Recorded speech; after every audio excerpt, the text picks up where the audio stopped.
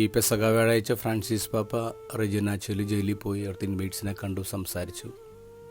പാപ്പ പറഞ്ഞു, എനിക്ക് ഈശോയെ പോലെ നിങ്ങളുടെ എല്ലാവരുടെയും കാല് കഴുകണമെന്ന് ആഗ്രഹമുണ്ട്, പക്ഷെ ഇത്തവണ പറ്റില്ല. But I want to be close to you. നിങ്ങൾക്ക് വേണ്ടി, നിങ്ങളുടെ ഫാമിലിക്ക് വേണ്ടി ഞാൻ പ്രാർത്ഥിക്കുന്നു.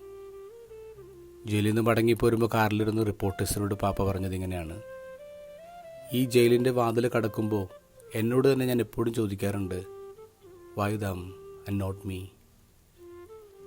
എന്താ അവർ ഇതിൻ്റെ അകത്ത്, എന്താ ഞാൻ ഇതിൻ്റെ അകത്ത് ഇല്ലാത്തത്? സഫർ ചെയ്യുന്ന എല്ലാ മനുഷ്യരിലും പാപ്പ കണ്ടത് പാപ്പയെ തന്നെയാണ്. അതുകൊണ്ട് തന്നെയാണ് എല്ലാത്തരം യുദ്ധങ്ങളോടും പാപ്പ യുദ്ധം ചെയ്തുകൊണ്ടിരുന്നത്. എല്ലാ രാജ്യങ്ങളോടും അവരുടെ അതിർത്തികൾ അഭയാർത്ഥികൾക്ക് വേണ്ടി തുറന്നിടാൻ പറഞ്ഞത്, ട്രാൻസ്ജെൻഡേഴ്സിനെ ബ്ലെസ് ചെയ്യാൻ പറഞ്ഞത്.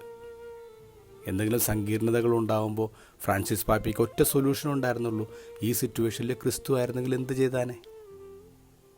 ക്രിസ്തുവിനെ കംപ്ലീറ്റായിട്ട് മനസ്സിലാക്കിയ ഒരാൾ. ഇന്നത്തെ ഗോസ്പലിൽ നമ്മൾ കാണുന്നു ക്രിസ്തുവിനെ മനസ്സിലാക്കിയ ഒരു പെണ്ണിനെ, മഗ്ദലന മറിയത്തെ. ക്രിസ്തുവിനെ മനസ്സിലാക്കി കഴിഞ്ഞാൽ പിന്നെ ക്രിസ്തുവിന് വിട്ടു പോകാൻ പറ്റുമോ? അതുകൊണ്ടാണല്ലോ ക്രിസ്തു അവളോട് പറയുന്നത്, do not cling to me, നീ എന്നെ വിട്, ഞാൻ പോട്ടെ. ഫ്രാൻസിസ് പാപ്പയെക്കുറിച്ച് വളരെ ലളിതമായി പറഞ്ഞാൽ, നമ്മുടെ ഇടയിലേക്ക് ഈശോ വന്നു പോയി.